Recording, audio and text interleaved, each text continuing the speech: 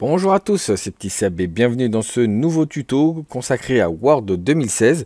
Aujourd'hui, on va voir comment insérer une image dans un document Word. Donc pour ce faire, on va démarrer Word tout simplement.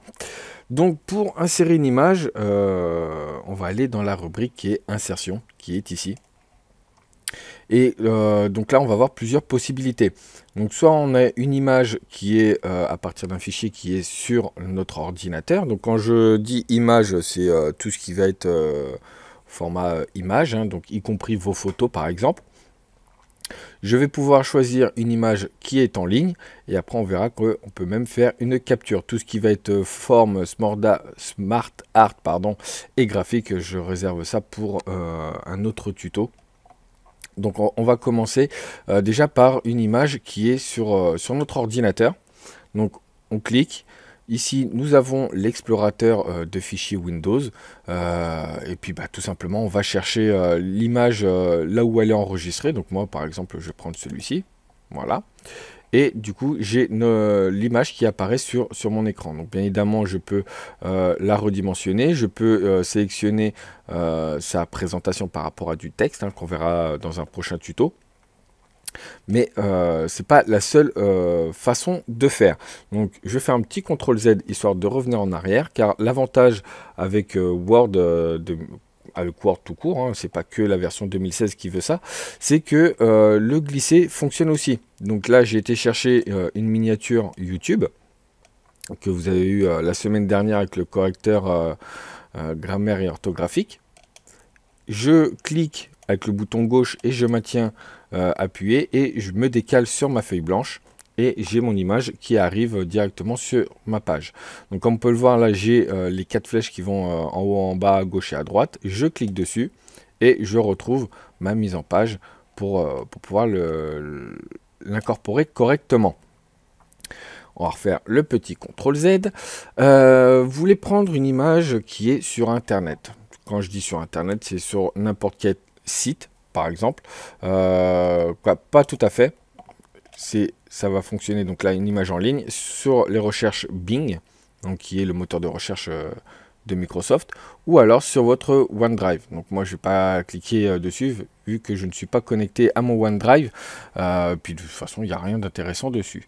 On va faire exemple avec Bing, on va marquer YouTube, hein, tout simplement.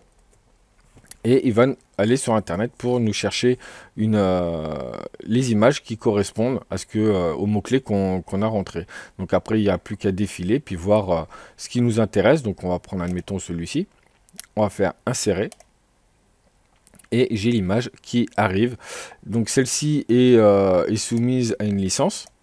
Donc il nous l'incorpore directement. Je peux soit l'effacer, tout simplement comme ceci, ou soit je peux carrément marquer un autre texte, par exemple. Et ce texte-là, comme tout message, hein, je peux modifier la taille, je peux le centrer, je peux le mettre en gras, en italique, en souligné, en barré si je veux. Voilà.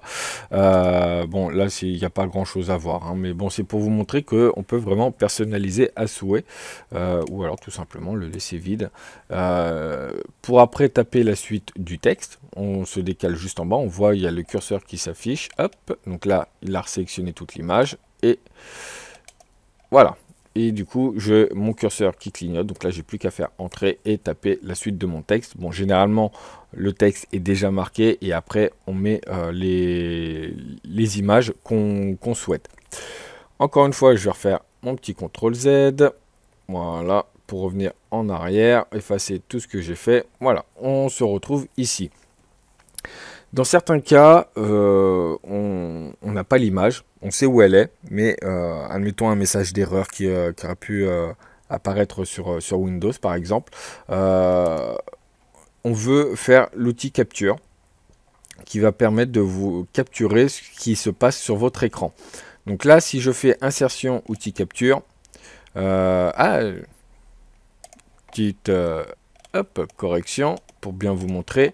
Donc je reclique sur capture et comme vous pouvez le voir, ma page est vide. Donc là avec les 3 petits points, hop, ça me permet d'agrandir la page. Tout simplement, il faut que les fenêtres soient activées en arrière-plan. Donc qu'est-ce que c'est que l'arrière-plan? C'est tout simplement, hop, Voilà, j'ai l'image ici. Je clique à côté. Je vais dans outils capture et il apparaît. Si je prends par exemple Camtasia qui est mon logiciel de capture, donc là j'ai ouvert la page, j'ouvre mon document Word, je fais capture, il est là. Mais attention, ça ne fonctionne pas avec toutes les applications. Admettons, j'ai ma page YouTube qui est là.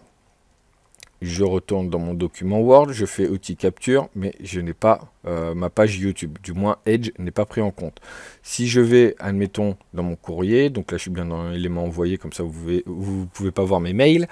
Je vais dans outil capture et je n'ai pas mes mails. Qu'est-ce qu'on peut faire pour capturer une image qui est justement en arrière-plan? Et bien là, on a un petit outil qui s'appelle capture d'écran.